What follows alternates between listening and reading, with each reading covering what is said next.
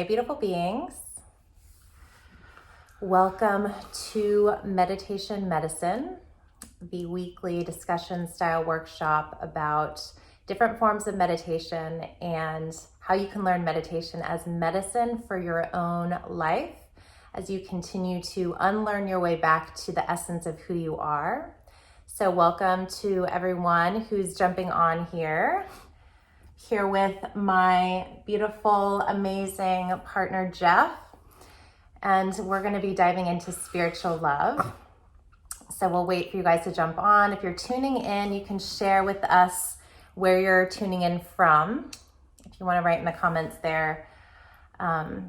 So welcome on this Memorial Day. It's also Dakini Day, which is the 25th of every month. So the day of honoring the divine feminine, the fierce feminine within all of us. It's also called Women's Meditation Day each month. So welcome. So we're going to jump right in and flow into our delicious and juicy topic this week, spiritual love. And so, when we think about spiritual love, we were really sitting with the topic of not just romantic love, but the love that we have for our soul tribe, the love that we have for different soulmates, people that perhaps we come into contact with throughout the journey of our life, who we feel this deep recognition with. So there's so many different kinds of love, especially spiritually based or soul-based love. And I know you probably get a lot of questions about it in your practice, but I know I do too. So we decided to come on to share more about those forms of spiritual love and also to share a little bit about our journey and our story in the love that we've shared together. So maybe it would be helpful to talk a little bit about, what our definitions are of soul-based love. Do you want to share a little bit? Sure. So love, spiritual love, is really the love of all beings, the love of all things, animate, inanimate. And when we're the expression of that love towards other people, towards plants, towards nature, Mother Earth, then we are being that spiritual love. And as we come into contact with other souls that are having a human experience, like we are, as Lena had mentioned, many times we have these immediate, connections, these recognitions to where we feel like we've known this person. And many times those relationships continue to develop. Sometimes they might be very short-lived, or so that may appear. And really, when we look at the concept of soul love, we have to go back and really come to a basic understanding of how souls interact with one another, right? Mm-hmm. We were just having this conversation on our walk, this morning. Right. So what are the fundamental relationships between souls? Mm-hmm. Okay? Mm-hmm. Because many times we have a soul connection with a person who feels like our sister, but is not our biological sister. Mm-hmm. Okay, or with somebody that we have a very deep, friendship with. Sometimes it's a romantic relationship that may last for years. Mm-hmm. And then there are those rare occasions where it's those romantic relationships that last much longer. Right. So when we look at how do souls truly interact before they get here in human form, right? So that soul relationship, that soul tribe, that soul sister or brother, that soul mate, that soul connection, which tend to be kind of short-lived, or that twin flame, mm-hmm. right? Which is so amazing. So we're going to dive into what these are and what mm-hmm. they mean and how souls interact and how the love, which is the medicine of the universe, yes. right? Okay, flows through us and really what the purposefulness is of mm-hmm. spiritual love and especially these soul-based relationships. Right. Yeah. Beautiful. Yeah, so we also want to really emphasize that we're talking about the soul dynamics and the love between souls, kind of beyond the human existence, beyond the 3D human self. So, so many of us, and most of us, we're conditioned to stay attached to focusing on our lives in this physical world. And so we're bringing a different kind of discussion to the topic of love, especially to the topic of relationships, which, we all have in different forms. So we're really working with the landscape of the soul when it comes to love in this particular discussion. And we have to also redefine what power is, right? So we've all been taught, again, that power is perhaps controlling a situation or making something happen. It's this hyper masculine, hyper yang dynamic. But truly, from the spiritual lens, from the lens of reality, the greatest power that we possess is that energy that's coming from the heart chakra. It's that unconditional love, first and foremost, that we can cultivate with ourselves, first and foremost, and then share with the beings in our life. We can share it with Mother Earth, other beings on this planet and beyond. But it begins within our own microcosm of this consciousness. And our soul in this human meat sack, which I call it sometimes, our soul in this human skin, we're learning the lessons of love, of relationships, of moving through fear in order to shift into love. So in order to actually feel the authentic power of unconditional love, we need to have the courage in order to face maybe some of our greatest fears. And I know, at least through our twin flame journey, that I've really had to face some of the most insidious, entrenched fears that I held in my consciousness, in my body. And it's not a path for the faint of heart. So, we want to redefine power. We want to understand that we're talking about love within the landscape of the soul. And love, that unconditional love, is the most powerful energy that we possess. So that may kind of fly in the face of what we've been taught or what you've been taught in terms of what power is, what love is, but we want to just offer a different way to conceptualize it and to understand it. So think about this. Think about your relationship with yourself. And I love some of Carolyn Meiss's work around the spirit and the anatomy of the spirit. Every single thing that we do either fuels our soul, our spirit, or it depletes it, it takes away from it. So if you think about the intention of self-love, you can begin to have this day-to-day self-inquiry. Are my choices really fueling the love that I possess for myself? This sense of loving myself deeply, even in the face of challenging emotions, even in the face of experiencing fear, because unconditional fear can still exist simultaneously in the face of challenging emotion. We just need to understand that it's kind of deeper than that. So maybe if we're experiencing fear or uncomfortable emotion at the surface, that beneath that we can begin to really cultivate this sense of unconditional love for ourselves. So it begins with us. It's not just a relationship dynamic. You want to add anything to that? Yeah, just to add to the concept of fear, right? People ask me all the time, why is fear prevalent? Why is it so important to so many people in their life? And part of it is conditioning. Part of it, we're taught to fear certain things, to fear certain situations, to even fear places and people, in certain ways. And fear is a primary energy of the ego. It's what the ego thrives on, right? Mm-hmm. So the ego tells us these very interesting stories about situations as we're kind of looking through that lens of the ego. And really the importance of fear and the importance of the ego is that it teaches us what is false. Mm-hmm. Because fear is nothing more than a thought of something that hasn't happened yet, and it may never happen. So if we learn what is false, mm-hmm. that's the path to our truth. Right. That's the path back to our essence, our heart.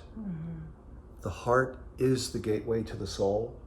And as we step into the heart, we step into love. And we step into the energy, and as you so beautifully put it, the landscape of the soul, which is vast. And the soul exists well beyond the 3 dimensions that we live in our physical form. And the soul and souls have these amazing interactions in non-human form. Right? Yeah. So as part of this, we're going to explore some of that. Right. We have to be willing to understand that the nature of reality is so far beyond what we can see and touch. And we so often really focus on, what we can see and touch, but the nature of reality is so far beyond that. And if we think about even the energy of love, like when I see Jeff walking into a room or when we're in a moment of connection, there's a palpable energy there, heart-based energy of unconditional love. And maybe, maybe he is, but maybe, both of us aren't totally seeing that love energy, but we're feeling it. So maybe we can begin to challenge some of the definitions we have around reality. And that's part of the lifelong learning process, part of the lifelong awakening process, is that we're challenging our belief systems, we're challenging what we've been taught reality is. And love is such a powerful, transcendent way to do that. When I met Jeff, I had the story around, I have self-love. I love myself. I'm good in that area.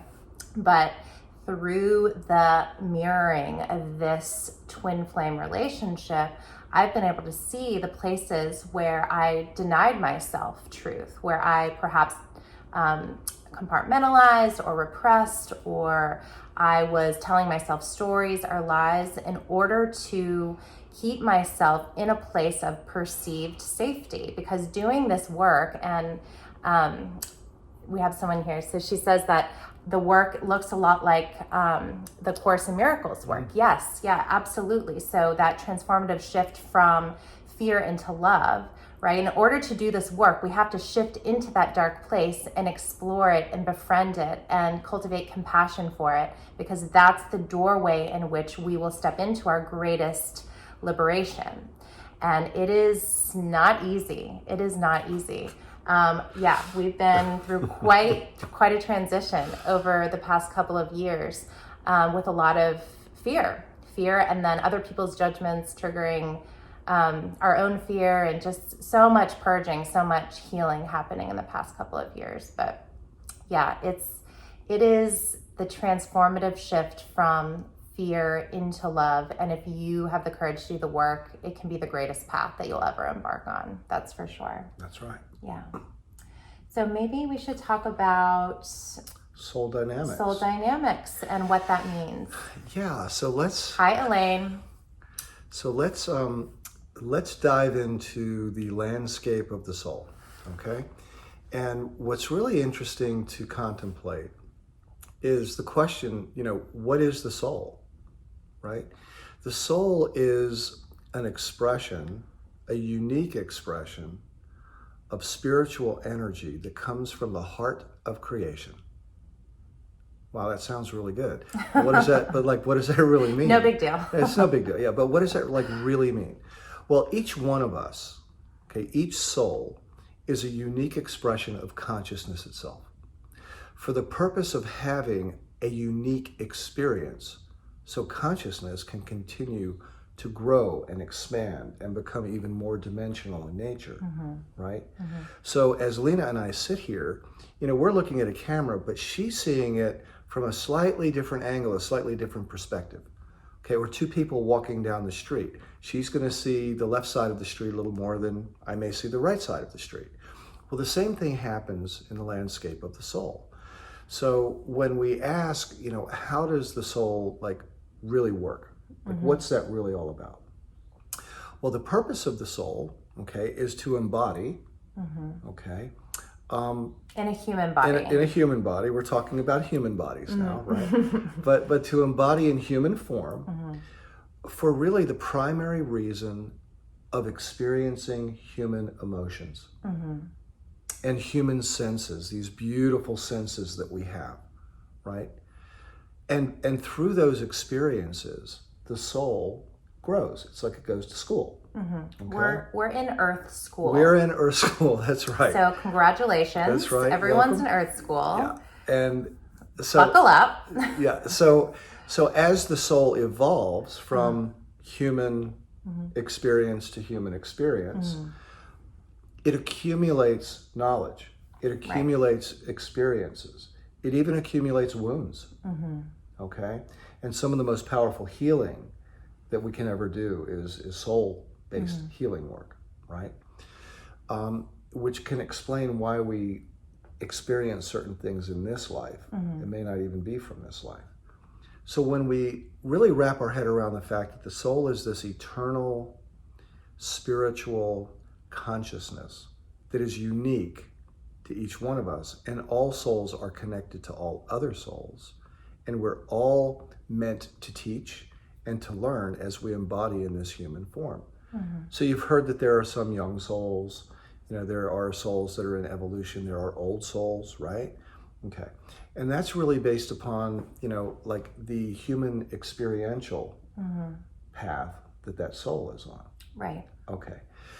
So the dynamic of souls is that they interact in a different dimension before we come into human form, right? And sometimes we even have contracts, we even have agreements. Right. Where I remember I was on this beautiful journey, and one of my guides showed me this wonderful place. It looked like a cosmic airport, like a spaceport. And when I was looking down, I could see all of these different luminous beings. They were souls, okay? And some were in lines over here, and some were in lines were over here. And when I asked this guide, like, what is this? It was told to me, explained to me, that this is where souls make agreements on where they're going and what they're going to attempt to learn on that trip.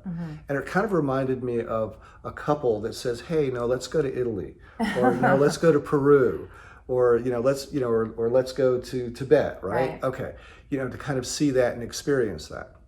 So there are agreements that are made long before we get here. Okay, not just between two souls, but between every soul that we come in contact with, that we actually have a soul connection with. Okay, so the soul dynamic is other dimensional than our three dimensions that we live in human form, and the purpose is for us to have the opportunity to interact with other souls for the purpose of teaching and learning. Right. Okay. Absolutely. And I think it's important to share that, in human form, if we think about our soul and its purpose to learn from other soul dynamics and other human relationships that we have currently and throughout the span of this lifetime and other lifetimes, that some of the most difficult people in your life become your greatest teachers. Truth. And that remembrance, that fact can help to liberate us from so much judgment that we automatically have. And we're human, so we're wired to judge. We're wired to have negative thoughts. But if we remember the soul dynamic, and I can think of some, a couple of very prominent teachers in my life, even in this moment, difficult relationships that emerge in your life. Those souls are here, those humans are here to teach you. And again, if we shift that perception, that perspective, we can approach that relationship with more compassion, more acceptance, more kindness. It can be a game changer. I know for me, one of my practices has been really thanking those beings in my life that have perhaps been harmful, hurtful, judgmental. Thank you for showing up to teach me. And that shift in the heart space, going from judgment in my head and my mind into the heart mind, is such a liberating shift. So I just want to kind of put that out there, because that's a human experience that we all have. Difficult relationships, difficult people, whether they're family members, friends, other people in your life. So in the context of spiritual love, right? Okay, it's really easy to love people who are nice to us, right? It's not so easy to love people who aren't nice to us. But when we can, when we allow ourselves to see them just as they are, Right. and accept them just as they are, we are now an expression of unconditional love. Right.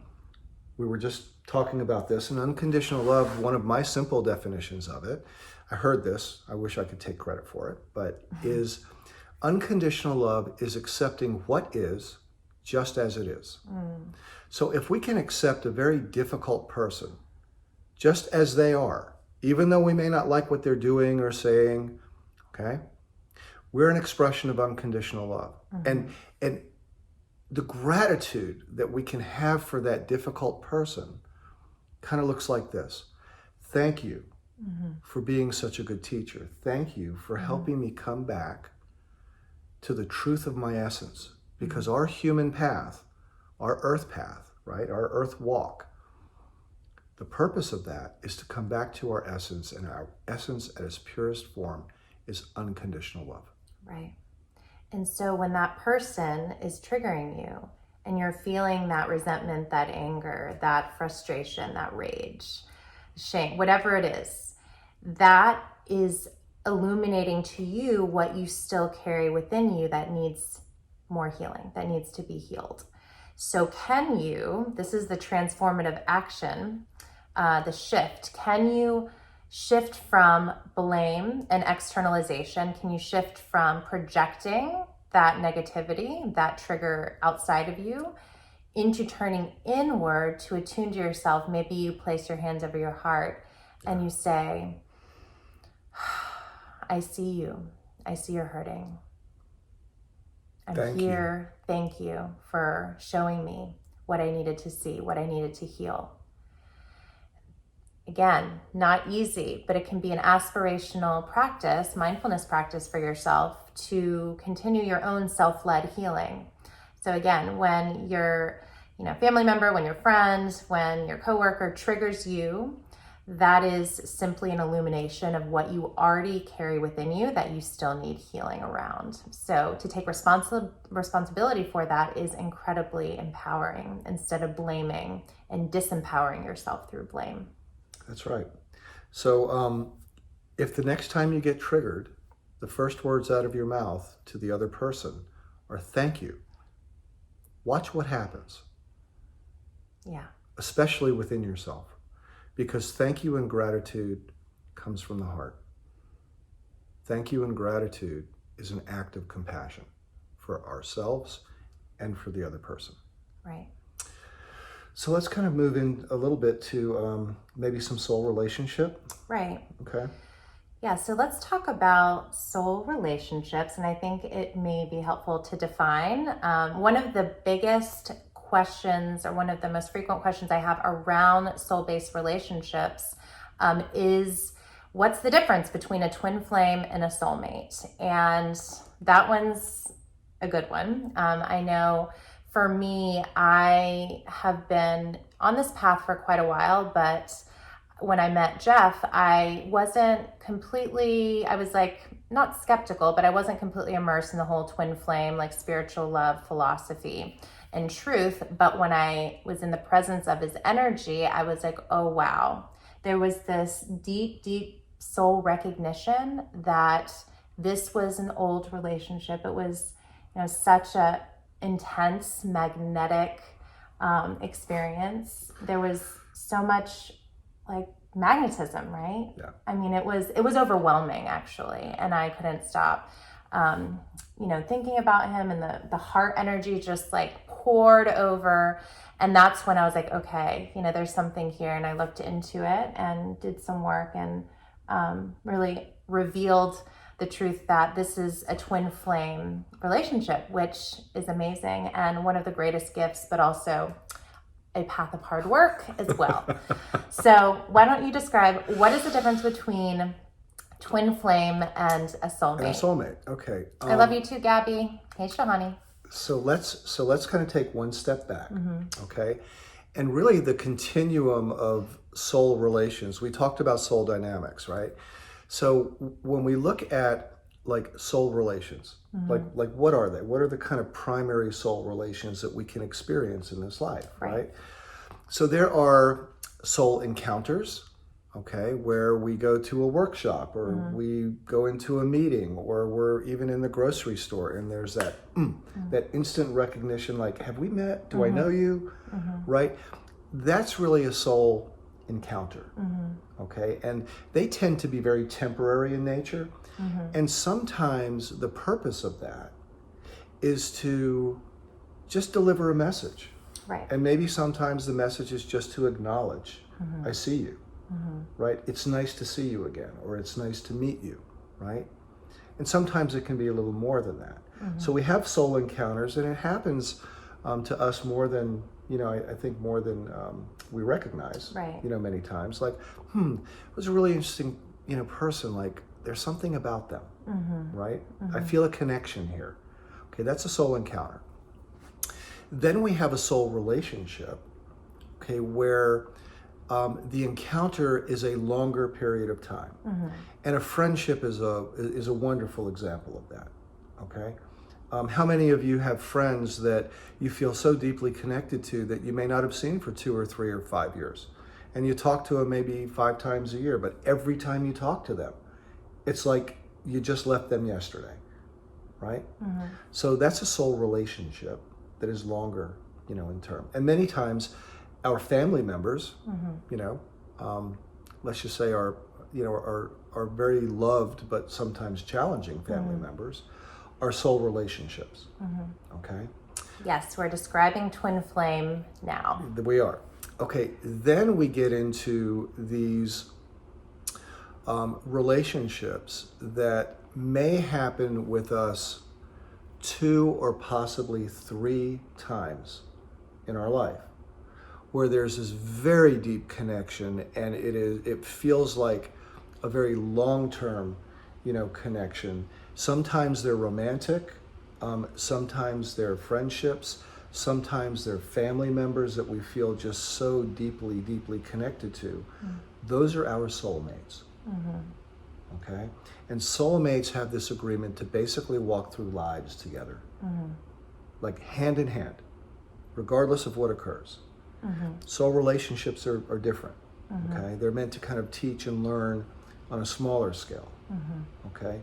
So for those of us who have been in long-term relationships with family, with friends, children, right? Many of those people are our soulmates. And we can have many soulmates, right? Not just 1 or 2, but we may have just a small handful of soulmates, right? That's our soul tribe, as you refer to it. Those people that are closest to us, that are just, it doesn't matter what occurs in life, okay? And that can even be people that we've been married to that are our exes, the very special relationship, the soulmate relationship. Now, twin flames, this is a completely different game. Where soulmates are 2 separate souls that come in contact with each other for a period of time to teach and learn on a long-term basis. Twin flames are 2 halves of the same soul. So think about that for a moment. Okay? The reason we felt what we did is because when we're together, we are that same soul. We are the perfect balance, the perfect vibration, the perfect resonance for one another, okay? Because we came from the same source, all right? And many, many years ago, many lives ago, many moons ago, we, our soul split into 2, into a masculine dominant and a feminine dominant soul, and have lived many lives in many different times, and have intersected and folded back on one another. And when twin flames come into contact, it's a very sacred, very powerful experience. And as Lena had shared, the purpose of that twin flame encounter, okay, is to give us the opportunity to ascend beyond whatever the dynamics are that we've been carrying, our wounds, our beliefs, our fears, right? So for both of us, all of those things came up. And when twin flames come together, it's kind of like taking a fuse and a stick of dynamite. Separate, you put them together, like there's a lot of activity. So when twin flames come together, they come together in a way to be each other's mirror, to be each other's confidant, to be each other's counselor, many times to be each other's lover. Okay. By the way, not all twin flames are romantic relationships. Right. Okay. So the purpose of those halves coming back together to form a whole for whatever the perceived period of time is in this life is very powerful. It's like an acceleration of the evolution of the soul. Right. And as we evolve, as we accelerate into that evolution, our vibration shifts, and it shifts the entire vibration of humanity. So when if you meet your twin flame, so this, even though, yes, we're sharing a lot of love in this just like otherworldly, romantic, and connected, love-filled relationship, it's really in service. So it's in service of the greater collective. It's in service of the awakening that's happening. It's in service of humanity. So it's a relationship that's in service, the twin flame relationship especially. So I want to pose a question because so we've shared some about our twin flame journey. I actually just did recorded a podcast with Yoga Journal around my twin flame ascension journey. So stay tuned for that, coming out in June. But I want us to share, because I do think it's important that we are open and authentic around like what we've learned through this process, because a lot has happened. So what would you say is one of the primary lessons or elements that you've learned on this twin flame journey thus far? I have a few, but well, for me, the most powerful message I think I can share, with this, as far as experience, and I see this with people that I work with all the time. Be prepared for everything in your life to change. Right. Everything. Everything changes. Relationships change.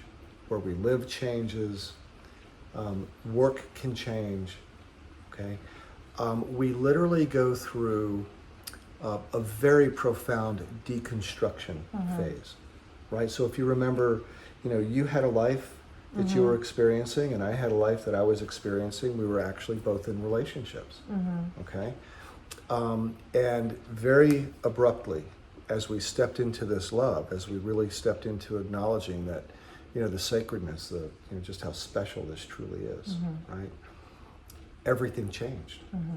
Okay. Right. So whatever is false in your life, whether it's a relationship, a job, a city, whatever is false will continue to fall away, because your awakening process accelerates so rapidly.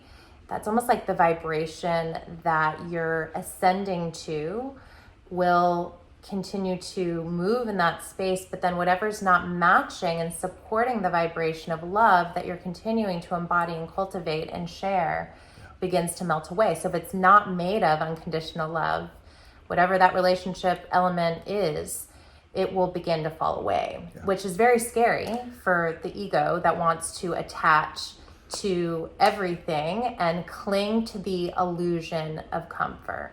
So much of our perception of life is the illusion of comfort, and that's not bad, but we want to bring more awareness into that space, and there's nothing like the twin flame journey to do that. That's right. So going back to the question, what do you feel like you've learned most on this path? We were just talking about this before we came on, right? What I learned is the true definition of courage. Okay. Fear came up. Life changed in a very profound way, as you know. And courage is when you experience the fear, when you see everything deconstructing, and you do it anyway, right? Because you know your heart is what guides you, okay? And the purity of that, of all the noise, of all the fear, of all the change that occurs, you know, what I learned the most is to follow this, okay? No matter how noisy it gets, no matter how critical people are. You know, there were a lot of people that were very critical, okay, that took some very interesting actions and had some very interesting words. And they were just in their fear, right? Yeah, everyone's fear, you're kind of coming out the screen. Sorry. Everyone's fear, he's like, and I learned courage. Everyone's fear got ignited because, again, when you change your life, that's going to trigger the people in your life because they're used to you being a certain way. And I know I experienced so much of that. It's been such a journey. And I'll answer the question, one of the things that I've learned so deeply, so powerfully and intensely on this twin flame ascension journey is to move through my fear and to really understand how I was betraying myself by not honoring my truth and what I actually needed. I was so attached to what other people thought. I was so attached to pleasing others and perfectionism that I wasn't attuning to what I needed in my past marriage, in my past life, in this lifetime at least. So that's been such a powerful awareness around, wow, like these are the ways that, you need become non-negotiables for you to nurture yourself. That's right. It was through experiencing this love where I was able to see. Thank you for tuning in. And if you're going through anything like this right now, we want to be a support to you too. So we'll talk more later about how we can support you. We're actually more twin flames now are meeting each other. That's right. During this time. Right. For the purpose of collective human and collective consciousness awakening. So I know everyone needs support, especially if you're going through a lot of changes in your life. It is scary. It's very scary. I went through many, many moments where I wanted to turn away. And it's interesting because even the human embodiment of Jeff's soul triggered things within me, caring about what people think. Well, he's over 20 years older than I am in chronological age. So that like totally triggered me. What are people going to think when we're out in public? Are people looking at us? All these things. But it didn't matter. Like as soon as I continued to commit to the unconditional love that I knew I felt from the very beginning, that judgment, that attachment to what people thought began to melt away. And that was one of the exact things I needed to heal in my life in order to do the work I'm meant to do, in order to be in a space of unconditional love for myself, for Jeff, for humanity, for the world. So even his and that's what we do, right? As twin flames, we're embodied in a way and we trigger things that are still existing that need healing. That's right. I think it's also important, Lena, to just talk briefly about, so what does that twin flame ascension process, what does that look like? Right? So people who are experiencing this get the comfort of understanding like what they're experiencing is a very natural byproduct of coming in contact with your flame. So when two twin flames, when flames get together, one tends to be the runner, right? I was the runner. Right. Lena was the runner. One tends to be, a little more patient, can see things, from a slightly different perspective, and can actually hold the space and allow that person to run, right? Allow them to run, because where they're running is they're running right into their fear, which is exactly where they need to run. Okay, right into their fear. right? And one of my favorite quick stories is that when lions hunt, okay, the old lion with the loudest voice that can't really run very fast goes to the far end of the field. And the younger ones chase the gazelle towards the older one, who lets out this really fierce roar, but he or she can't catch the gazelle. So the gazelle runs away from their fear right into the jaws of the young, fast pride. So what that teaches us is that if we run towards our fear, okay, we can move through it, right? So there's always a runner, okay? And then there's always one that doesn't run. And by the way, that can flip, okay? Because it's kind of like both people are doing, are doing this in their life. It's like a dance. Right, it is a dance. It is a soul dance. So if you're in contact with your flame and one of you is running, it is a very natural thing. What to do? Hold space. Understand, be that unconditional love. Be present. And know that this is a very, very important part of the process. Okay. The running then ends. Okay. And the twin flames have a choice, a conscious human choice as well as a soul choice. Are we going to be together in this life, or are we going to acknowledge what we are and not be together in this life? That's it. That's the choice. And if the choice is to be together, all I can share is what's on the other end of that is there are just no words to describe how amazing, how amazing life becomes. Okay? Yeah. In every way. And it transcends just the relationship. It's like things begin to fall into place. It's like your energy is being fueled so much by this love, and it's this amazing reciprocal, unconditional, like cosmically amazing love. And when you're fueled in that way, whatever you touch now has a different vibration of love, whether that's a business that you have, whether that's a relationship, whether it's, having a child together, and like that experience of creation through the energy of unconditional love. It is transcendent beyond the individual person, and especially beyond the relationship itself. It is helping this manifest universe. It's shifting the energetic vibration. It does. So, life doesn't happen to us. Life just happens. And life happens based upon that vibration, right? So when we are that expression, of unconditional love, and we're that really high vibrational energy, what do you think happens in life? Amazing things. Amazing people are attracted, into our circle. We're attracted to amazing people. Situations just seem to come, okay? Quote, things happen that are amazing, that feel effortless, like the whole effortless effort, concept, right?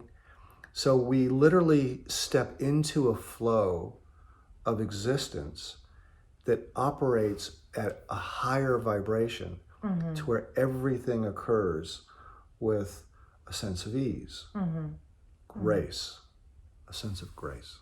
Yes. Right? Absolutely. And I want to touch on too, and we're going to go into a practice here in a minute, because I know Instagram likes to kick us off at the hour, and we'll create space for any questions that you may have. But, it's important that we're not promoting, go out and like, you're going to find your twin flame. We're using our story, our journey as inspiration, as, a sharing to say that this is out there. But the most important thing is not to intend to find your twin flame. The most important thing is to continue your spiritual path of inner work and the cultivation of self-love. I didn't set out to find my twin flame. I knew what it was, but it wasn't like on my radar. It was because I kept doing the inner work and got to a place where I could no longer deny what I needed in my relationship and do the depth of work that I was meant to share with the world. So those two were in contradiction, and something had to give. So if you are, in your life and you're seeking to find a soulmate or twin flame, the best thing you can do is cultivate self-love for yourself. That's right. Self-love for the essence of who you are in all of your darkness and all of your light and all of your challenging moments. That is the deep and transformative work of a lifetime. And you may find a soulmate or a twin flame along the way. So with that, we are going to do just a short practice on cultivating self-love. So wherever it is you are, I want you to find a comfortable seated position.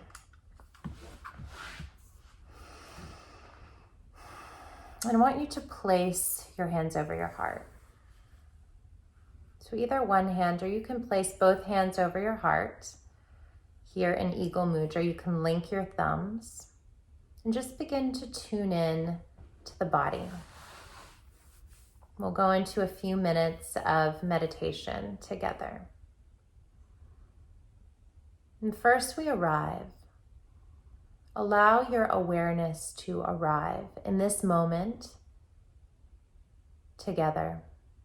In this moment, that soul, your soul in your body, arriving through the ebb and flow of your breath,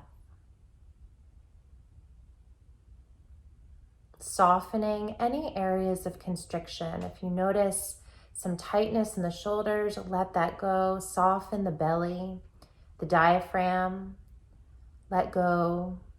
Release any gripping, any tightness, any sucking in. Take up space as you breathe into the torso of the body, the central channel of the body. And as you breathe into that space beneath the palms, soften the heart.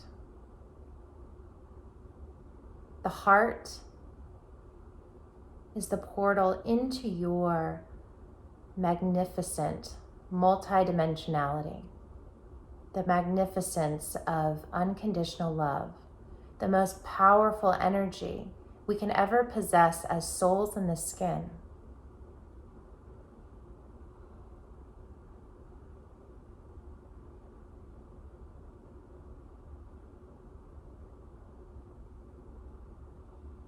And as you breathe beneath the palms, softening the heart space, also soften the back of the heart. The chakras, not just at the front of the body, but also on all sides, at the back. And as you breathe, bring into the forefront of the mind's eye, a picture of yourself, an image of yourself as a young child or a younger version of you. Maybe it's an infant version of you. Maybe you're 9, maybe you're 19, maybe you're 5. And allow that younger version of you to become bright and lifelike right here in the mind's eye.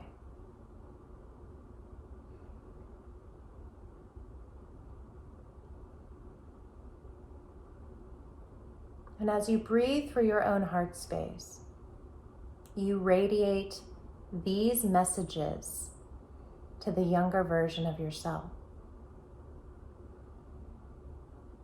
I love you. I honor you. I care for you. Breathing these messages of love, of care to your younger version. I love you. I honor you. I care for you. I love you. I honor you. I care for you. And I will care for you every moment that I'm alive on this earth.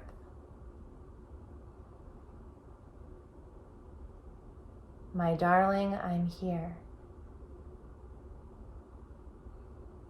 I'm here to nurture.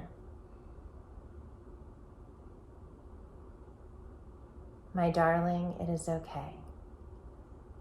May you rest in your sadness, your pain, your fear, May you know that you have the courage to move through it all, from fear to love, over and over. You allow these messages to continue to flow into the heart of this younger version of you. And allowing the arms to extend now in front of you, almost like you're hugging a tree. I want you to bring in the hands into the heart, as if you're pulling that younger version of yourself back into the heart space. And we chant together, so hum, I am that. So hum.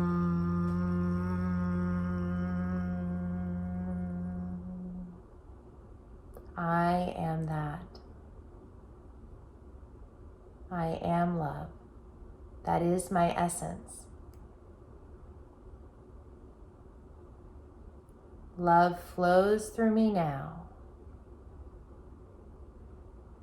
through my being and into the world. Taking a few more deep, slow, mindful breaths. And allowing the hands to drop, coming back into your space. And just reorienting yourself. So welcome back, and just so grateful to have shared this time talking about spiritual love and remembering that, your relationship with yourself really is the most important relationship that you'll ever possess. And in order to continue to attract those beings, those partners that you desire, don't look outward, look inward. That is the space of true transformation, the heart work. And if you're doing the work, you're going to continue to emanate a vibration that will attract who you seek. So, is there anything you want to say? Yes.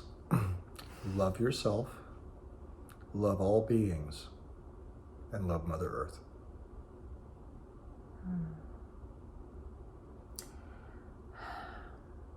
So we're going to be teaching more on this topic, spiritual relationships, twin flames, soulmates. So stay tuned for more immersions. This is kind of a little teaser tidbit. So we just scratched the surface. There's a lot more. We can go deep on this one. So we're excited to continue teaching about this and really debunking myths and really focusing first and foremost on teaching people how to do the healing heart work and to cultivate that depth of love for self and to learn more about soul-based relationships. So if you have any questions, please reach out to us. We're happy to be here as your guides and a support system. And if you're interested in continuing to learn meditation and you're on that path, I just want to share that a few months ago I launched a meditation series called the Being Meditation Series. Love you, Brian. So grateful for you.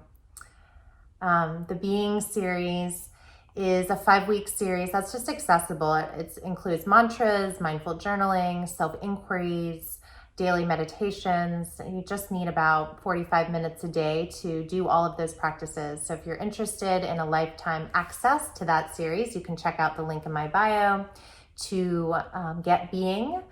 And we hope to see you on the path soon. We love you all. May you be well.